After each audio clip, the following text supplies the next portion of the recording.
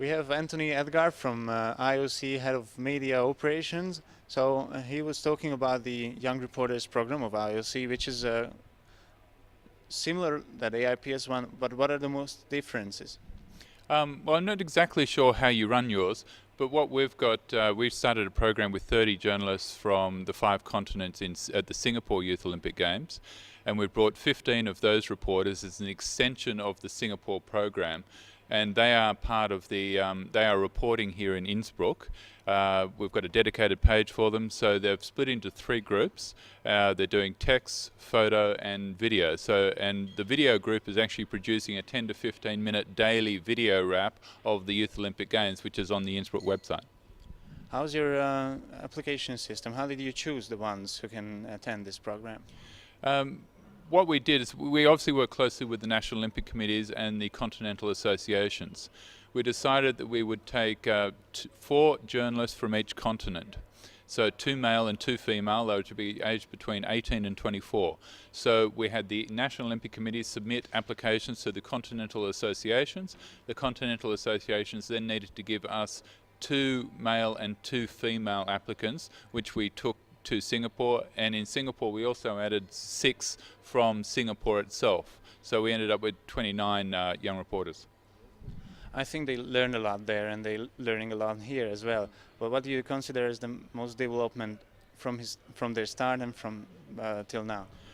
From our point of view, one of the most, well, from my point of view, one of the most fulfilling parts is that a lot of the reporters have already been offered full-time jobs. I mean, a lot of them came in as students, and they've been offered full-time jobs from the program. So, you know, one of the girls, Mei Chen, for example, while in Singapore doing the program, got offered a full-time position with the Straits Times, which she'd been trying to get to for 6 months. And there's been quite a few who have been offered jobs since then. We've got a number of journalists that have been offered positions in Singapore. Sonali Prasad from India has got an internship with the Press Association. We've got Alan Harris from Barbados, and May again, who are going to be working with YOG and reporting independently in London. We've got a couple of others that will be going to London. So we've had one of the journalists, one of the young reporters, also pick up the ice hockey beat for one of the newspapers in Vancouver, which is one of the key sports reporting jobs in Canada. Well, now we are reporting the Winter Youth Olympic Games, which is the first edition of this. Did you see, like, we have passed like 4 days of it? Did you see it fulfill your expectations before?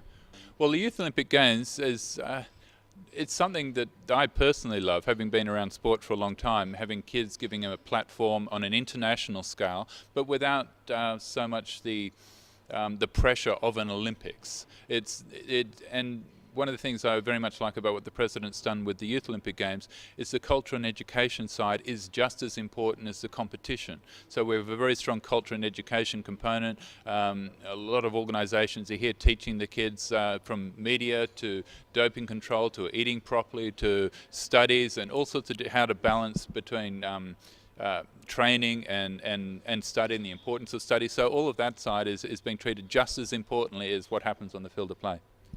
This is a cool thing that you're teaching the sportsman for like education and the cultural things, but is this the real goal? That, I mean, they are going to be real sportsmen 5 years or 6 years later. They will competing in the real Olympic Games, and there will be the real competition. They will not be like friends and cultural and educational things. Does this Youth Olympic Games prepare them to the really Olympic Games? Well, it's a new program. I suppose time will tell on that. But already there are a number of athletes who competed in Singapore who are going to be competing in London later this year. So we'll see then. You know, was Singapore a stepping stone for them? And I'm pretty sure from what I've seen of some of the athletes who are competing here, they will be competing in Sochi. There's some magnificent figure skaters, for example. There's a couple of great skiers from different parts of the world who just we'll see in Sochi.